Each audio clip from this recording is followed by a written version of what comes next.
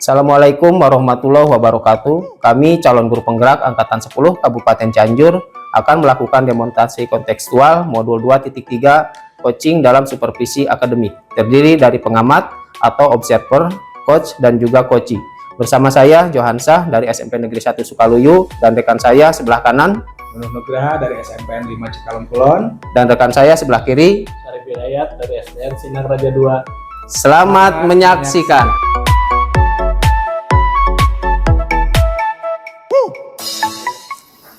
Assalamualaikum Pak Nunu. Waalaikumsalam Pak Johan. Bagaimana sekarang kabarnya Pak Nunu? Alhamdulillah sehat. Bagaimana dengan kabar Bapak Pak? Alhamdulillah saya juga sehat ya. Iya ya Pak Nunu, nanti Pak Nunu akan melakukan proses coaching ya hari ini? Iya betul Pak.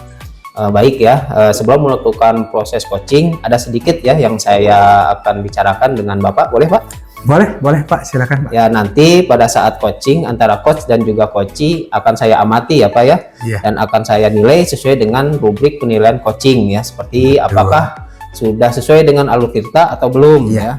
Kemudian apakah Bapak sudah memberikan pertanyaan-pertanyaan berbobot sesuai dengan kata kunci yang disampaikan oleh coachee, dan nanti juga saya akan mendengarkan respon atau jawaban dari coachee. Apakah sudah sesuai dengan pertanyaan yang nanti Bapak akan sampaikan. Dan jangan lupa ya Pak, yang harus disesuaikan juga dengan prinsip coaching, diantaranya adalah kemitraan, proses kreatif, dan juga memaksimalkan potensi.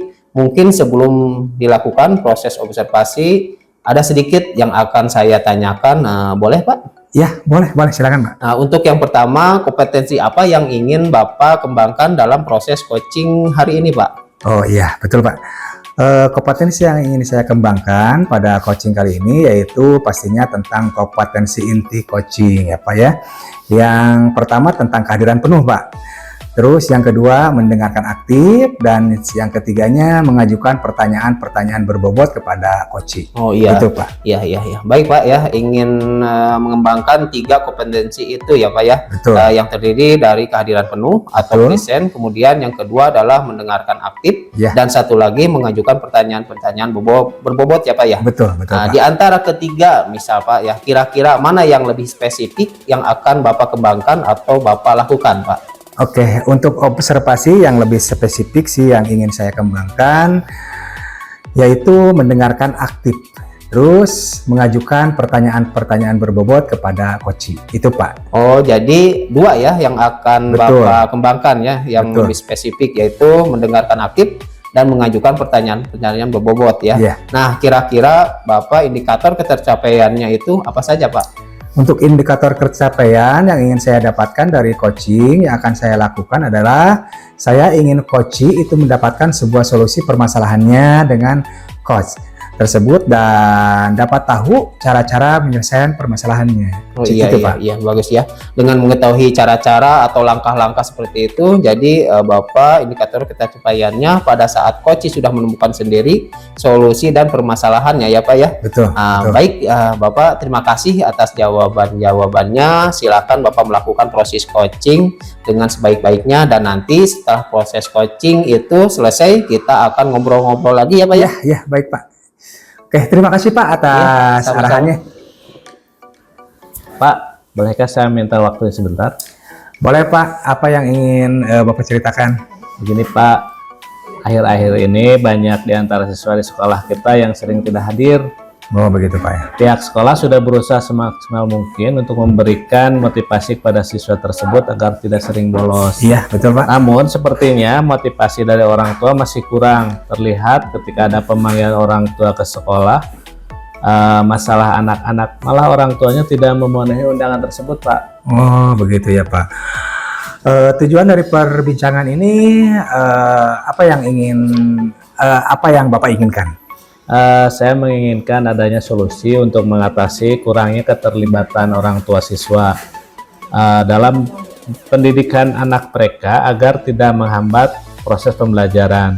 Saya juga menginginkan adanya komunikasi dan kolaborasi dengan orang tua Pak. Oh, apakah sudah ada perkiraan keberhasilan dari rencana Bapak dengan melibatkan orang tua tersebut Pak? Tentu Pak, dengan adanya keterlibatan orang tua, Selain berpengaruh terhadap prestasi akademis, juga berpengaruh terhadap peningkatan kehadiran di sekolah, Pak. Keterlibatan orang tua dapat mengurangi tingkat absensi anak-anak seperti permasalahan yang kita hadapi sekarang ini, Pak. Oh, begitu ya. Kira-kira hambatan yang menghalangi tujuan Bapak ya dalam melibatkan orang tua seperti apa itu, Pak?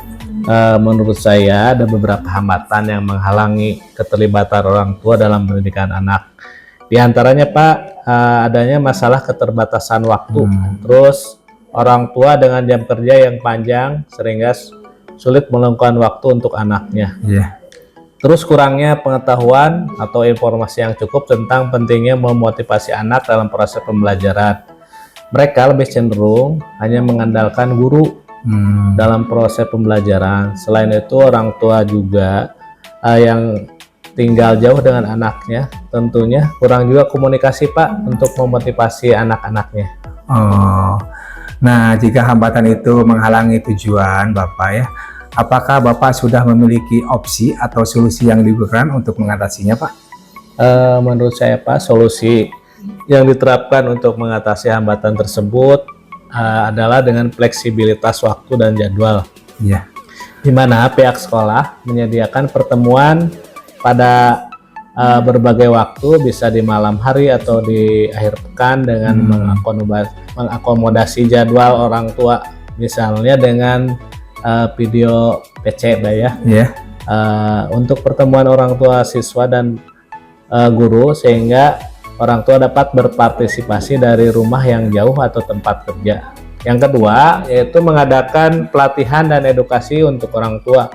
Misalnya menawarkan workshop atau seminar untuk membantu orang tua memahami kurikulum, teknik pengajaran, dan cara mendukung anak-anak mereka agar termotivasi untuk belajar dan rajin sekolah, Pak. Bagus sekali solusi yang Bapak tawarkan ya. Terus, apakah ada skala prioritas dalam mencapai tujuan Bapak tersebut?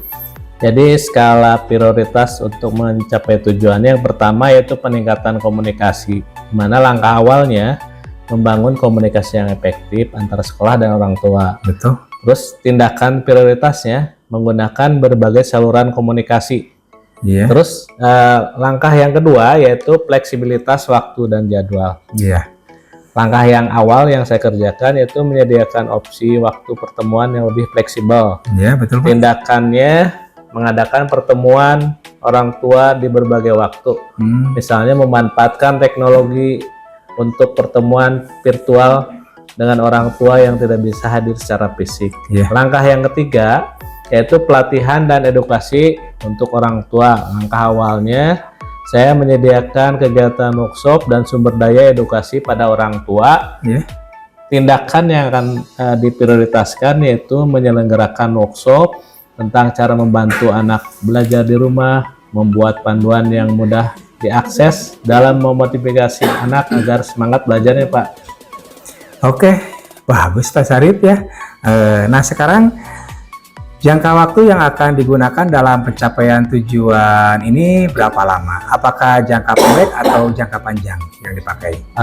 Untuk pencapaian tujuan untuk meningkatkan keterlibatan orang tua dalam pendidikan anak adalah tujuan jangka panjang, dengan terus mengadakan evaluasi dan menyempurnakan komunikasi, terus mengadaptasi jadwal berdasarkan kebutuhan komunitas, dan menyesuaikan konten berdasarkan perubahan kurikulum dan kebutuhan orang tua, Pak.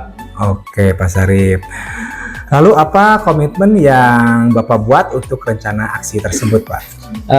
Komitmen saya untuk memastikan keberhasilan rencana yang pertama yaitu komitmen untuk meningkatkan komunikasi dan transparansi dan konsistensi. Dalam hal ini berkomitmen untuk menjaga komunikasi yang rutin, jelas, dan transparan dengan orang tua. Nah, komitmen ini mendengarkan masukan orang tua, terus merespon dengan cepat dan tepat.